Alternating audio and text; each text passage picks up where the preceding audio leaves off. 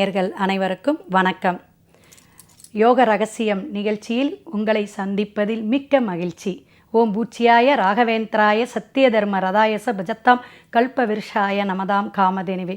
குரு வாழ்க, குருவே துணை. மிக சிறப்பான நன்னாளாக பொன்னாளாக இன்று உங்கள் எல்லாருக்கும் அமையட்டும். ஞாயிற்றுக்கிழமை 17ஆம் தேதி மே மாதம். இன்று வைகாசி 3ஆம் தேதிங்க. இந்த 3ஆம் தேதிக்கும் ஒரு சிறப்பு உண்டு. இருந்தாலும் நேற்று அமாவாசை திதி தர்ப்பணமெல்லாம் கொடுத்துருப்பீங்க. இன்றைக்கி பார்த்திங்கன்னா பிரதமை.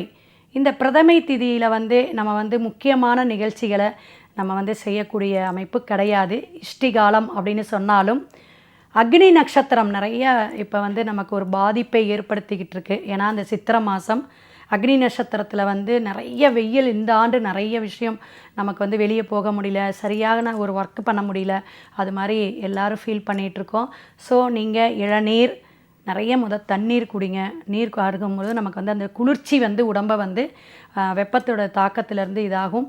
அதிகபட்சமாக குழந்தைகளாக இருக்கட்டும், வயதானவர்களாக இருக்கட்டும், காலையில் ஒரு 11 மணியிலேருந்து 3 மணி வரையும் கொஞ்சம் வெளியில் வந்துட்டுனா ஓப்பன் பிளேஸ்க்கு போகாமல் தன்னை காத்துக்கிறது நல்லது. ஏன்னா இந்த வெயில்னால தலைவலி, உடல் சூடு அதிகமாகி மற்ற எல்லா உபாதைகளும் வந்துடும். அது நம்மளுடைய வேலை பளுவாக இருக்கட்டும் அல்லது கஷ்டத்தை கொடுத்துருச்சுன்னா அடுத்தது நம்ம ஒன்றும் செய்ய முடியாது. ஸோ வெயிலில் இருந்து நீங்கள் காப்பாற்றிக்கிறது நல்லது. ஏன்னா இந்த சூரியனுடைய அதிபதி ஆதிக்கமான இந்த ஞாயிற்றுக்கிழமை இதை நம்ம வலியுறுத்தி சொல்கிறோம். எல்லோரும் ஃபாலோ பண்ணுங்கள்.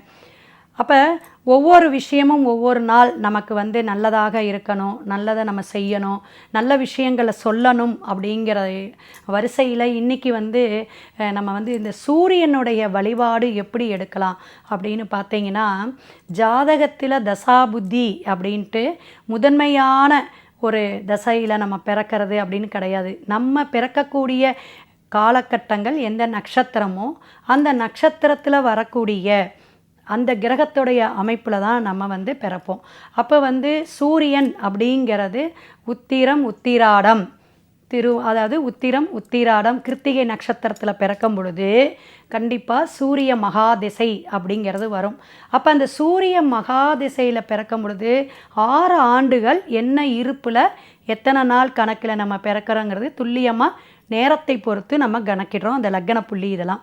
ஸோ அந்த சூரிய திசையில் நம்ம பிறக்கும் பொழுது தகப்பனுக்கு நல்லா இருக்கா?